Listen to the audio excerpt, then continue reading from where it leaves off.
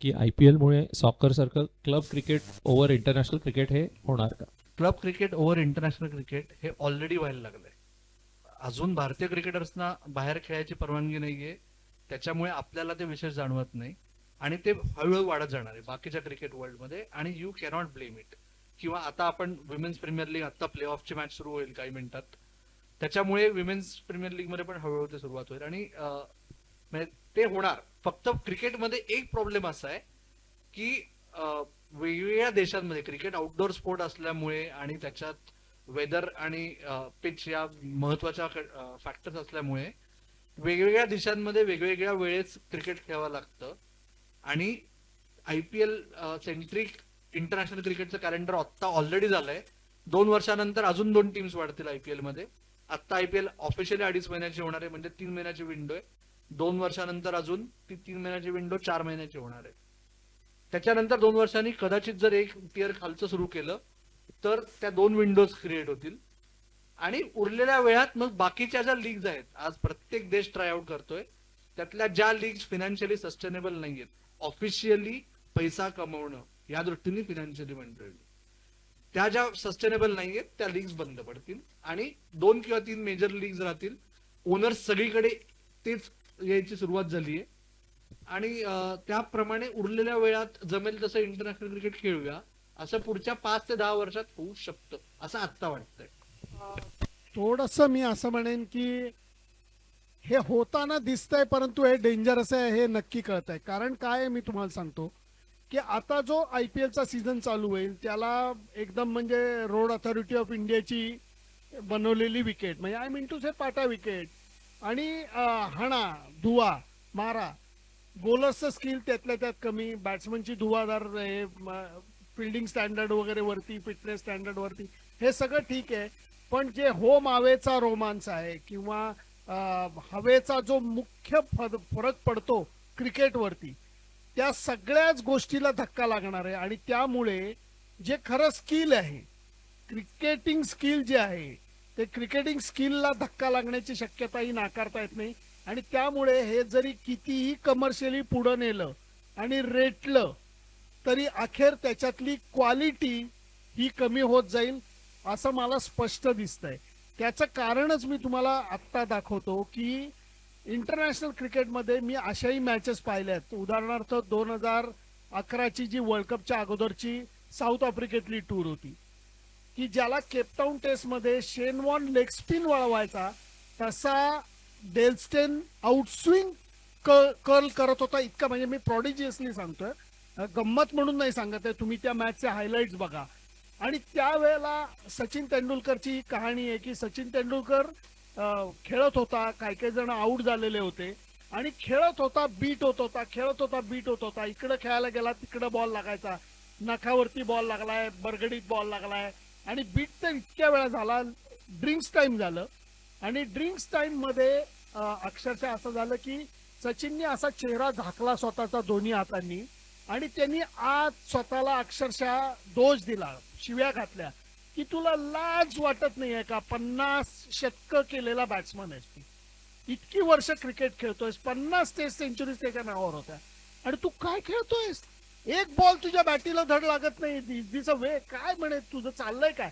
असं तो स्वतःला विचारत होता. आणि त्याच्यानंतर कधीतरी तर ते हात खाली घ्यायला लागतात, कारण मॅच अखेर खेळायचे. त्यांनी हात खाली घेतले, त्याचं तोंड होतं ड्रेसिंग रूमकडे, तर त्यांनी ड्रेसिंग रूमकडे पाहिलं आणि नंतर त्यांनी स्वतःला एक प्रश्न विचारला, मी कुठे आहे? तो म्हणला मी ग्राउंडवरती उभा आहे, मी पॅव्हलियन मध्ये नाहीये.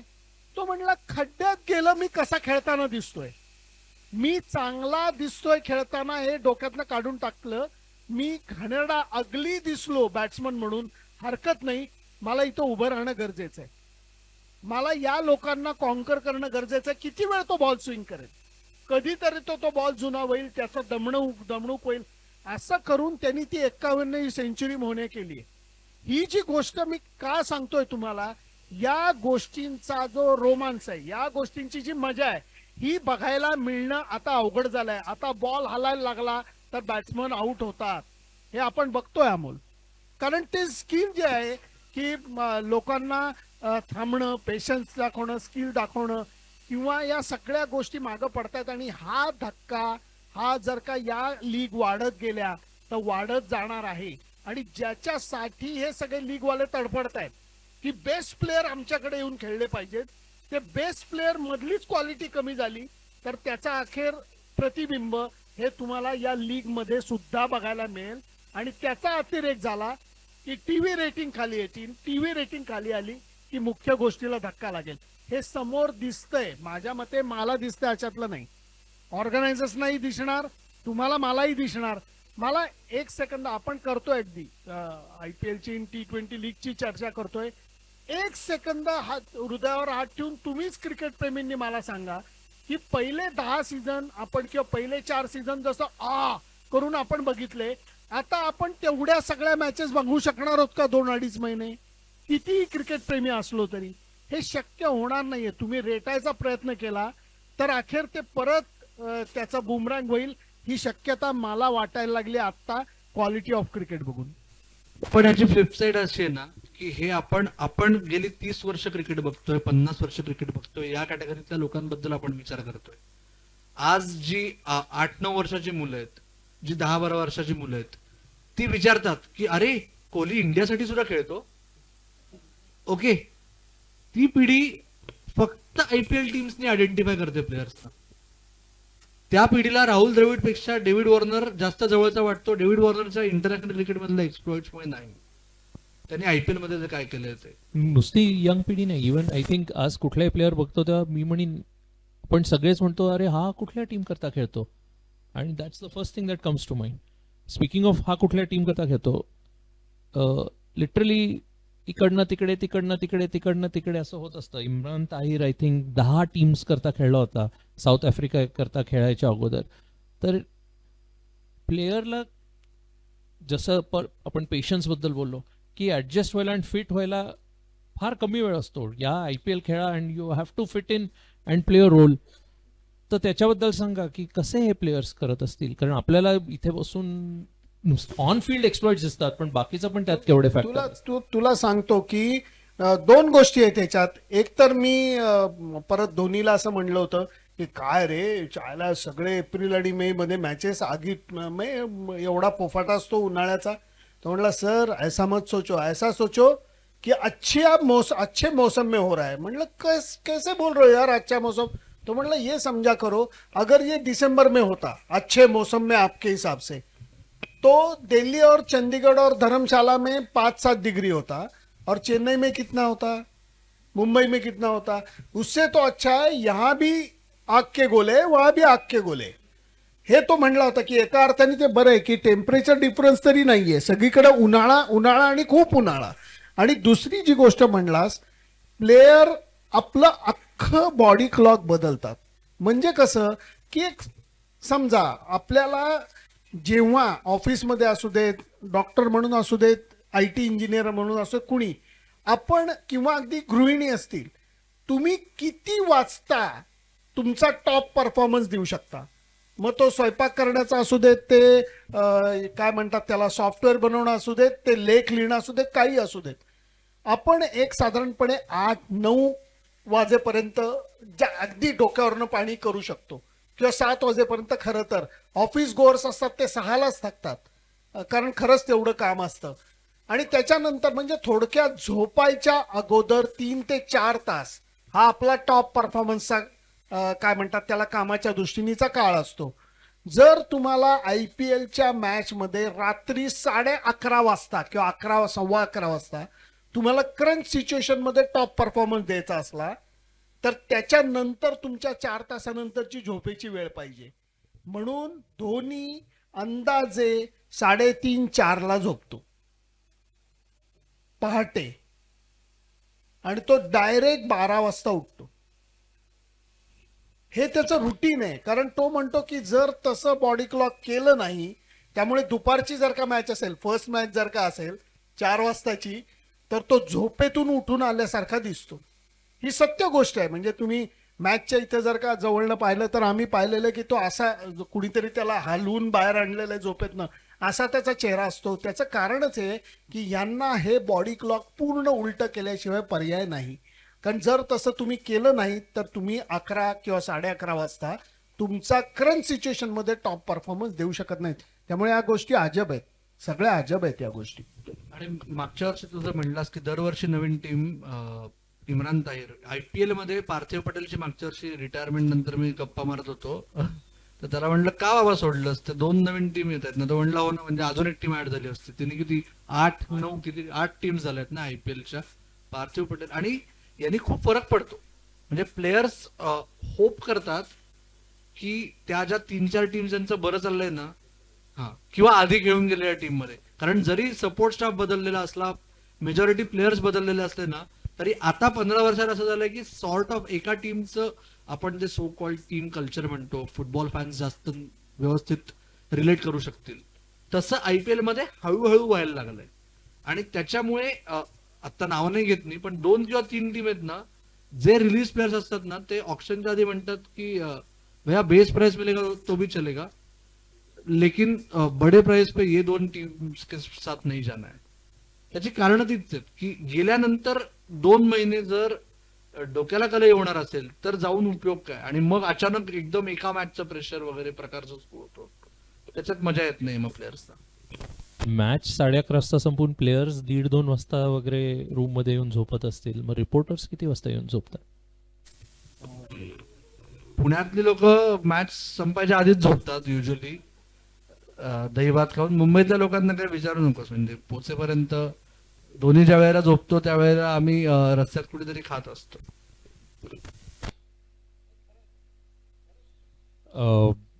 I think we are coming to the close, but before that we have 3 sponsors here today. एक आत्मभान, एक ड्रीम्स रीडेव्हलप्ड आणि एक विवो शील्ड. तर we have we have Mr. Raj Bhanot and Mr. Rajesh Purushottam from Viva Shield here, so I request Amol to give them a small memento of appreciation for helping CCBK cover the cost of this program.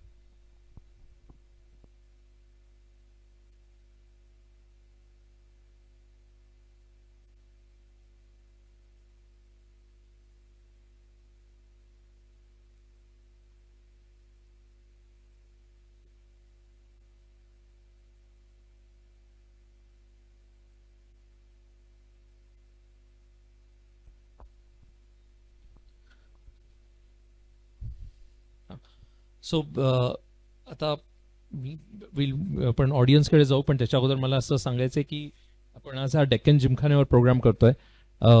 एक विनोदी गोष्ट अशी होते की दरवेळी डेक्कन जिमखान्यावर मी programme केला की तिथे मी लिहितो ओपन टू ऑल, पण मला सगळ्यांचा मेसेज येतो की अरे मी मेंबर नाही आहे, मी कसं करणार. तर आज आपण IPL बद्दल बोलतोय आणि IPL वरनच इन्स्पायर होऊन बाहेर डेक्कन जिमखाना क्रिकेट लीग चालू आहे, तर प्रीमियर लीग. तर इकडचं आपलं सेशन संपल्यानंतर आपण तिथे जाणार आहोत, कारण मिहिर आणि विश्वेशनी आपल्याला तिथे कॉमेंट्री करायला एक 10 मिनिटं बोलवलंय. तर मी तुम्हाला सगळ्यांना इन्व्हाइट करतो, कारण it is open to everyone. तिकडचं quality of cricket is actually good, considering की अमॅच्युअर्स आणि सिनियर मेंबर्स पण खेळतात. सो सगळा प्रोग्राम झाल्यानंतर प्लीज ग्राउंडवरती या, खूपच मजा आहे तिथे.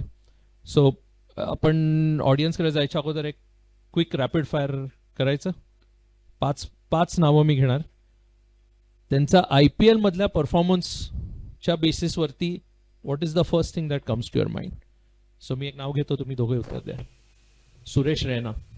सुरेश रैना चिन्नाथला absolutely stunning performance for CSK, कारण शेवटी जरा गणित हुकलं, पण नाहीतर एक्स्ट्रीमली की परफॉर्मर.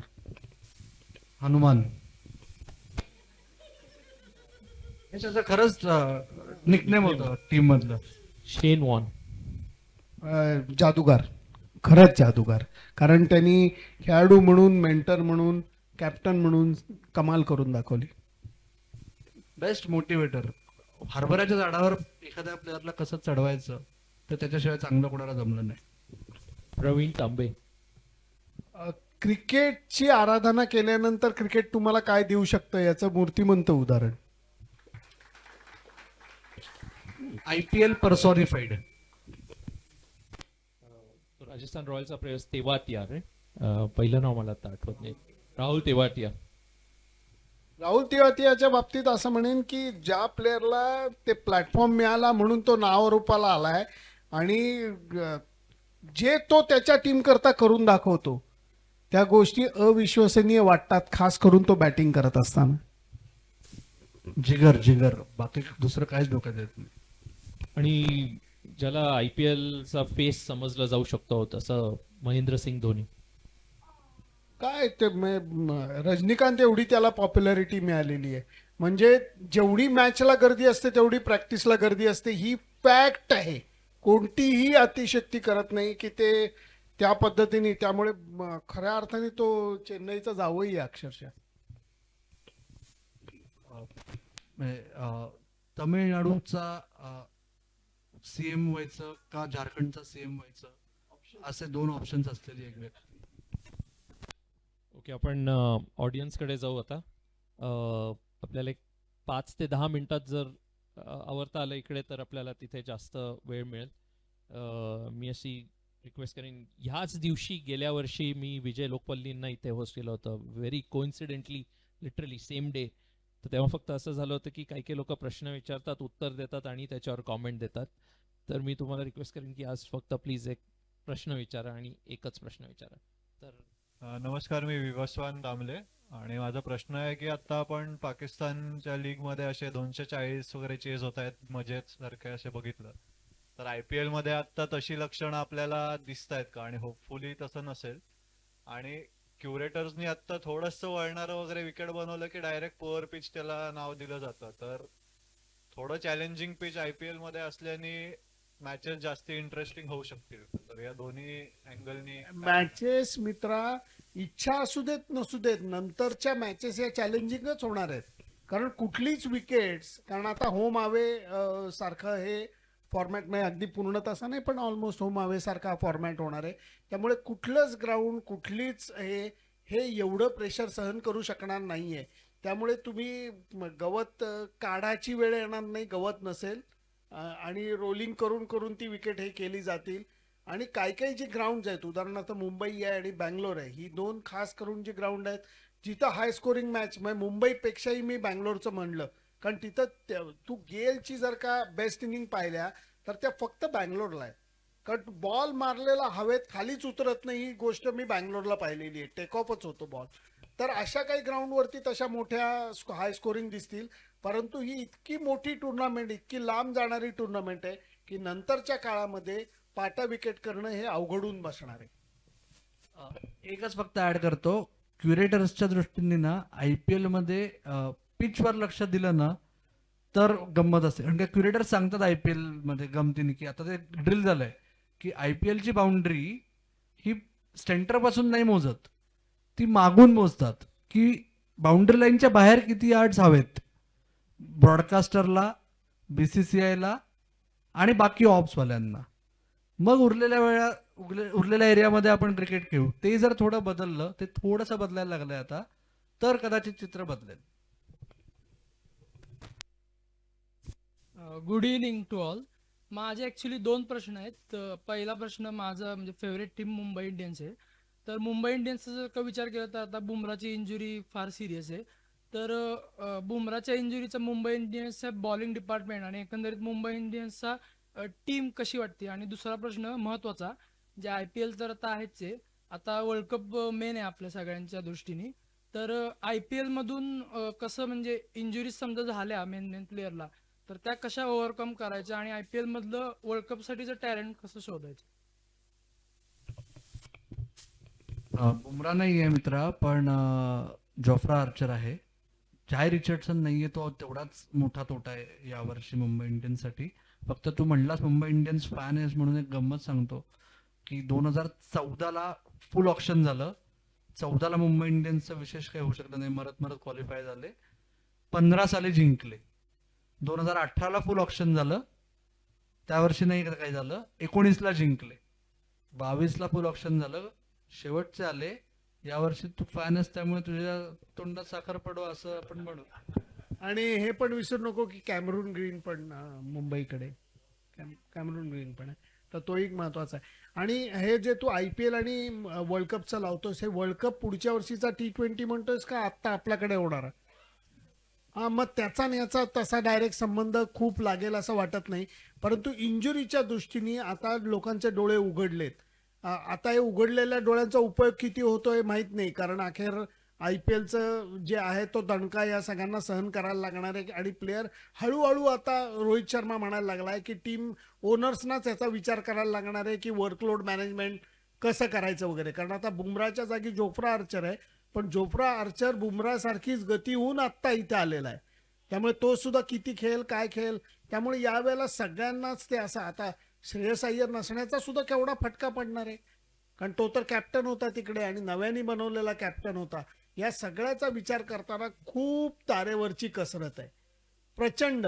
कारण या सगळ्याचा प्रचंड खेळाचा ताण, तुफान उन्हाळ्यामध्ये होणाऱ्या मॅचेस, याच्याबरोबर येणारा प्रचंड मोठ्या प्रमाणातला प्रवास, की सतत तुम्ही प्रवास. म्हणजे याच्यात एक गंमत सांगतो, एकदा कुठली टूर होती मला आठवत नाहीये, बहुतेक ऑस्ट्रेलियाचीच 2008ची टूर. हरभजन आणि मी गप्पा मारायला बसलो, तो म्हणला क्या बताऊ, म्हणला क्या यार आज थोडेसे डाऊन लग रहे हो. तो म्हणला नहीं प्रॉब्लम हुआ क्योंकि नींद नहीं हुई पूरी. म्हणलं क्यों क्या हो गया. तो म्हणला मी अशी अडचण झाली की झोपेतनं टॉयलेटला जायला उठलो आणि माझं भिंतीवरती डोकं आपटलं. म्हणलं का रे बाबा.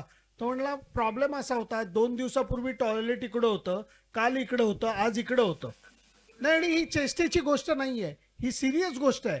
आपल्याला जर का झोपेमध्ये टॉयलेटला लागली तर आपण डोळे बंद करून जाऊन येतो आणि परत शांतपणे झोपतो. पण या एका कारणामुळे हरभजनचं डोकं आपटलेलं आहे.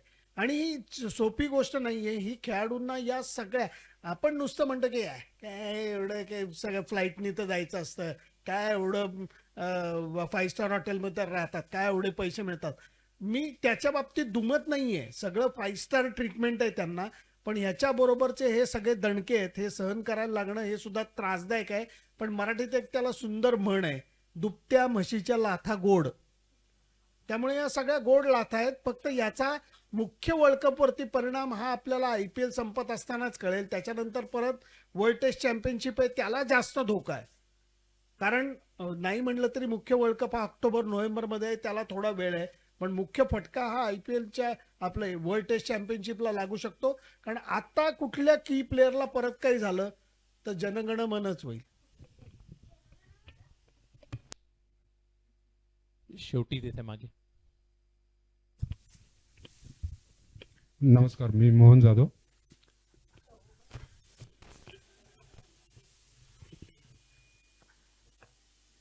क्रिकेटचे जे नवीन नवीन नियम निघतात ते बऱ्यापैकी नियम आपल्याला असे दिसतात की हे आत्ताचे 2 नियम सोडले तर की बऱ्याच वेळा बॉलर्सचे कमरड्यात लात घालून दात पाडूनच नियम काढतात, असा माझा एक समज आहे. तर याच्यामध्ये एक गोष्ट अशी की ती अदृश्य आहे, ती आपल्याला माहित नाहीये, आपल्याला दिसत नाही, ती फक्त बॉलर फेस करतो. ते म्हणजे बॉलची कंडिशन्स. म्हणजे टेस्टमध्ये जो बॉल असतो त्याची सीम चांगल्यापैकी वर आलेली असते, जाड असते, तो बॉल स्विंग व्हायला मदत होते. पण IPL ला जो बॉल असतो त्याची सीम बारीक असते, तो बॉल स्विंग होईल आणि जास्तीत मार कसं खाईल असं बॉल असतो असं मला वाटतं. तुमचं काय मत आहे? कोकाबुरा वापरतात. आता त्याच्यात गंमत काय, तू टेक्निकल प्रश्न विचारला, मी जरा सोप्या भाषेत समजून सांगायचा प्रयत्न करतो. 2 प्रकारचे क्रिकेट बॉल्स हे आपल्या डोळ्यासमोर येतात. एक टेस्टला वापरला जाणारा भारतातला SG टेस्ट म्हणून एक बॉल आहे की ज्याची सीम अप्रतिम, खूप सुंदर सीम असते, टणक असते, जी बोटांना तुम्हाला फील होते अक्षरशः. म्हणजे स्पिनर टाकणारा असू देत, फास्ट बॉलर टाकणारा असू देत, तुम्हाला ती फील होते, कारण तो हँड स्टिच्ड बॉल आहे. आणि कुकाबुरा जो आहे तो मशीन स्टिच बॉल आहे. आणि त्याच्यामध्ये गंमत अशी आहे की बॉलची सीम ही अप्रतिम राहते SG टेस्टची, परंतु त्याची जी बेली ज्याला म्हणतो की बॉलचा लाल भाग किंवा हे म्हणतो, तो भाग सॉफ्ट होत जातो आणि एक्झॅक्टली उलट कुकाबुरा बॉलचं होतं. कुकाबुरा बॉलची सीम त्या मानाने बारीक काय दोऱ्याची आहे, परंतु त्याची बेली जी आहे ती बऱ्यापैकी टणक राहते. म्हणून मोहन्या तुला एक गंमत सांगतो, जी परवा एका प्लेयरनी मला समजून सांगितली आणि माझे डोळे उघडले. तो म्हणाला हरभजन सिंग किंवा अश्विन जे आहेत ते सीम वरती बॉल टाकणारे आहेत आणि तिथनं स्पिन मिळवणारे आहेत, त्यामुळे त्यांना एसजी टेस्ट खूप आवडायचा. मुरलीधरन जो असतो तो स्क्रॅम्बल्ड सीमनी टाकायचा, त्याची सीम अशी जाताना दिसायची नाही, त्याची अशी अशी, आणि त्याचा बॉल बॉलच्या बेलीवरती पडून जास्त व्हायचा, त्यामुळे त्याला भारतामध्ये यश नाही मिळालं एसजी टेस्टमुळे, कारण त्याच्या सीमवरती हे नव्हतं. आपल्या बॉलर्सना कुकाबुरांनी तेवढं यश नाही मिळालेलं. परंतु बॉलरच्या वरती अन्याय होतं ही 100% सत्य गोष्ट आहे. म्हणजे एवढंच बोलायचं राहिलंय की एवढा स्टार्ट जास्त घ्यायचा नाही, एवढ्या वेगाने टाकायचं नाही, 17 डिग्रीच्या पेक्षा जास्त वळवायचं नाही, एवढंच बोलायचं राहिलंय. नॉनसेन्स म्हणजे, कारण सगळे 25 ओव्हरचा नियम धरा की दोन्ही बाजूंनी नवीन बॉल, म्हणजे काय तुम्हाला फक्त मारच खायचा आहे. म्हणजे डेरेन सॅमी T10 लीग खेळत होता दुबईमध्ये, तर मी म्हणलं बाबा रे, 2 वर्ल्ड T20चा तू चॅम्पियन कॅप्टन आहे, तू कशाला T10 खेळतो? तो म्हणला तू पण कठीण आहेस, 2 ओव्हर टाकायचे, मला एवढे पैसे मिळतात मार खाण्याचे, मी कशाला सोडू? असाही मुद्दा आहे की, पण हे सगळे नियम आणि सगळे एकांगी आहेत आणि ते अत्यंत चुकीचे आहेत. आत्ता इव्हन याचं जर का तू पाहिलंस कुठल्या विमेन्स प्रीमियर लीगचे, तर 5 फिल्डर आहात म्हणजे, आणि हा तो तुफान 42 मीटर बाउंड्री, आणि ते काही काही प्लेयर 94 मीटर सिक्सर मारतायत. ही सत्य गोष्ट आहे, त्यामुळे या गोष्टी पटत नाही आहेत मला. आपण 2 प्रश्न घेऊ, मग एक क्विज क्वेश्चन घेऊ आणि मग विल रॅप अप प्लीज.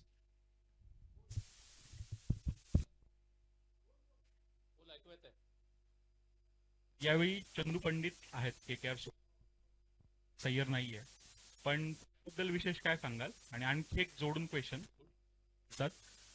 मागच्या वेळी जेव्हा रजत पाटीदारनं सेंचुरी केली प्ले ऑफ मध्ये, तेव्हा बऱ्याच जणांना आश्चर्य वाटलं, पण तुम्हाला आधी, तर यावेळी अशी कोणती इनिंग्स दिसेल का जे क्रिकेट फॉलो केलंय?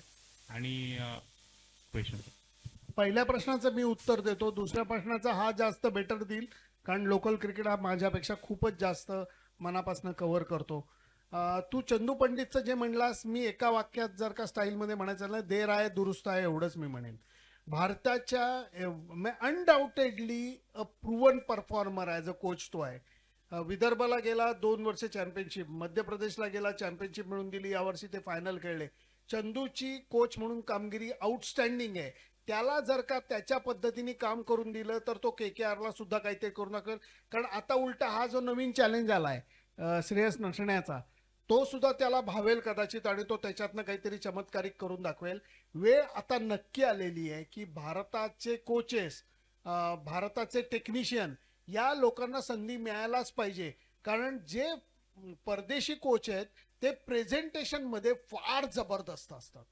ते असे काही जार्गन्स आणि असं काही जबरदस्त हे करून करतात की त्यांनी बऱ्याचशा यांना असं वाटतं की आहा माय गॉड, काय एक एक पद्धतीने ते भारताच्या कोचेसना सुद्धा हे शिकणं गरजेचं आहे, टू प्रेझेंट देमसेल्फ. ही गरज आहे आता, आणि चंदूला ते प्रेझेंट न करता सुद्धा केवळ परफॉर्मन्सवरती मिळालंय. मला हाय होप्स आहेत, तो जिंकेल अशा अर्थाने मी नाही म्हणत आहे, पण तो इम्पॅक्ट प्लेअर सारखा तो इम्पॅक्ट कोच आहे, हे माझं स्पष्ट मत आहे.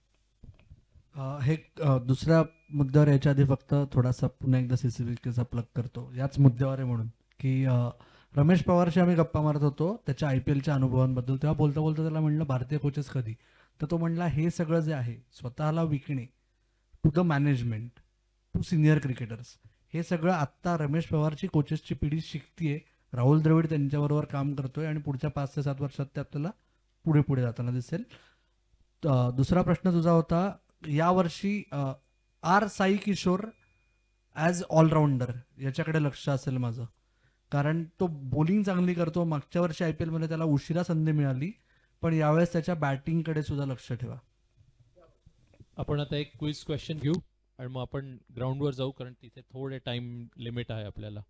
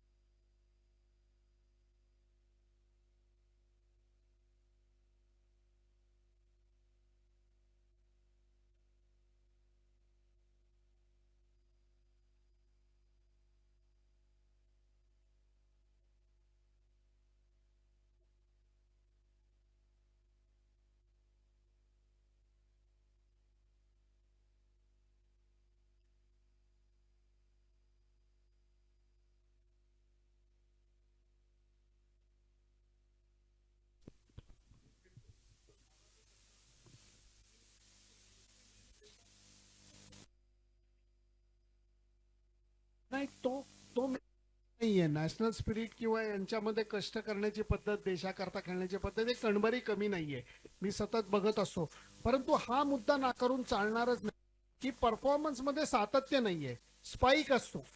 म्हणजे एव्हरेस्ट आणि एकदम मुळा मोठा मोठा कांचनजुंगा, परत मग हे असं असं होत आहे. कुणीच आपल्याला जो रोहित शर्मा माहितीये, तो 19च्या वर्ल्ड कप मध्ये 5 सेंचुरीजवर फारच वेगळं होतं.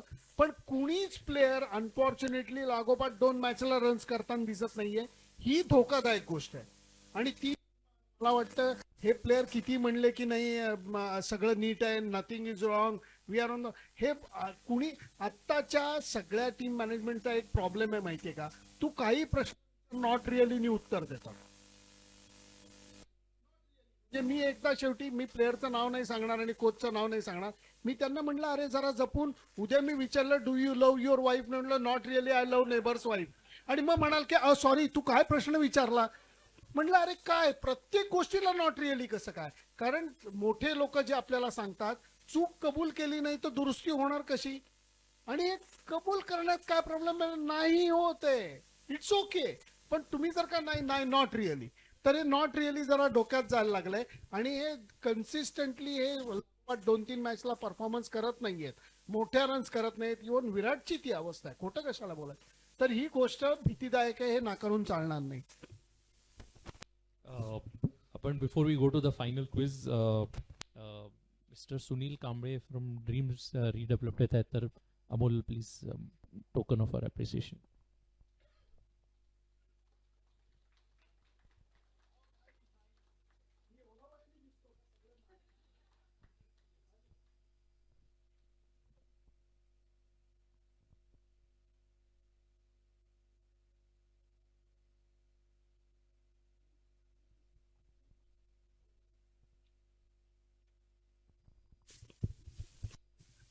Thank you sir. या ठिकाणी आज खरंच एक आनंद वाटतोय. पर्यंत खूप वर्ष जे सरांचं जे लेख असतात त्या लेख वाचून इतका आनंद होतो. आणि ते लेख वाचल्यानंतर आनंदच मिळत नाही, तर स्वतःचा एक कॉन्फिडन्स जो आहे तो एक खूप मोठा कॉन्फिडन्स वाटतो. कारण की क्रिकेटच्या प्रत्येक पान जर आपण वर्तमानपत्र घेतलं तर पहिलं पान जे असतं ते मागचं पान वाचतो आपण, त्यामध्ये सरांचा लेख असतो. आणि सरांचा लेख वाचल्यामुळे जो कॉन्फिडन्स वाढलेला आहे, जो एक आयुष्यामध्ये पेशन्स म्हणजे काय असतात हे सरांकडनं खरं शिकलेलो आहे. आणि आज त्यांच्याबरोबर इथं 2 मिनटं एक यायला भेटले, त्याबद्दल मी माझ्या कंपनीच्या या ठिकाणी खरंच धन्यवाद मानतो. आणि या ठिकाणी मला बोलल्याबद्दल मी सगळ्यांचा ऋणी आहे. या ठिकाणी थांबतो. धन्यवाद. माझा पेशन्स वाढलाय कारण माझं लग्न झालंय. Thank you. So before we go to the final question, big round of applause for all the audience. की फ्रायडे संध्याकाळी ट्रॅफिक जॅम समोर इथे यायला. हा प्रोग्राम हा अमोल कराडकरनी बेसिकली ऑर्गनाईज केलेला आहे. तर मी तुम्हाला सगळ्यांना रिक्वेस्ट करेन की यूट्यूबवरती CCBK चॅनलला नक्की सबस्क्राईब करा. कारण आज ॲक्च्युली पुणे 4 आपण बसलोय, पण महाराष्ट्रामधला जो कोण क्रिकेटर इंडियन कलर्स घालतो त्याला मराठी बोलायला लावणारे सुनंदन लेले आणि मराठीमध्ये कंडक्ट करणारे व्हिडिओ पॉडकास्टचं आपण मराठीचा जाज्वल्य अभिमान दाखवायला CCBKला लाईक करणं हे बरोबर ठरेल. तर लास्ट क्विज क्वेश्चन घेऊ आणि मग आपण ग्राउंडवर. ओके, आय गेस मी इकडनंच विचारतो तुमचा टाइम सेव्ह करायला. So last question is simple question. आता भरपूर डिफिकल्ट झालंय. वुमन बद्दल खूप जादा बोलायचं. वुमन IPL सुरू केले. We are talking about woman empowerment in every state of the society. So simple question, आता किती टीम आहेत IPL मध्ये ज्यांच्या टॉप मॅनेजमेंट मध्ये वुमन्स आहेत? Can you name the teams as well as their management person? Simple straightforward question.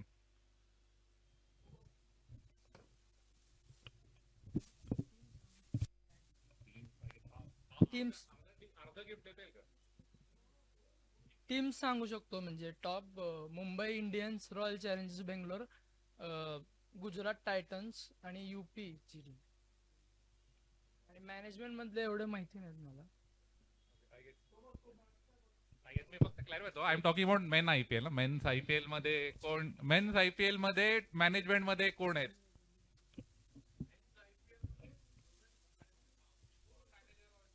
Rajasthan Royals Shilpa Shetty, Punjab Kings Preity Zinta, Mumbai Indians Nita Ambani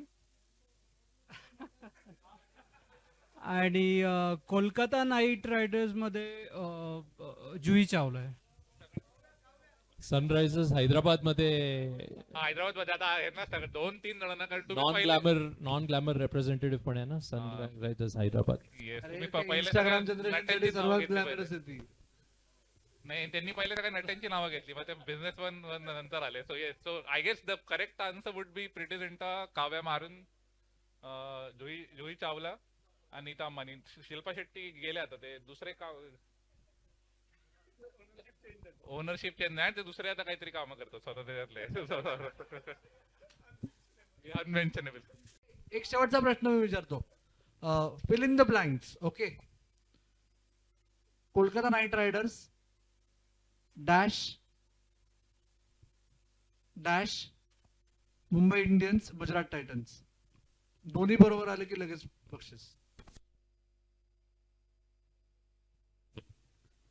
Kolkata Knight riders, गाळलेली जागा भरा, दुसरी गाळलेली जागा भरा, मुंबई इंडियन्स आणि गुजरात टायटन्स. ओके, एक हिंट देतो, IPL चॅम्पियन्सचा विचार करा. नाही, बेसिकली गुजरात टायटन्स हे नाव आलं, ह्याचा अर्थ गेले 5 IPL विनर्सची नावं सांगा.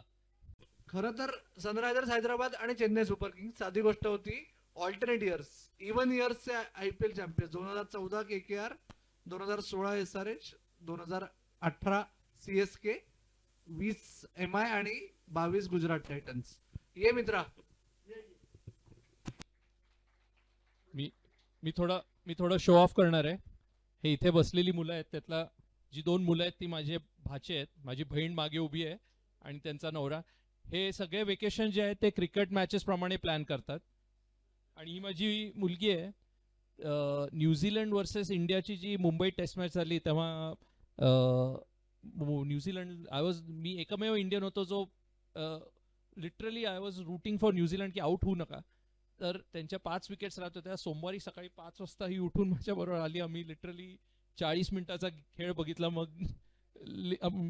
आम्ही जेवलो होतो एकत्र आणि मग परत आलो. तर future of cricket I think असे लोक जोपर्यंत आहेत तोपर्यंत सेफ आहे. पण ह्या तिघांना I just wanted to show of.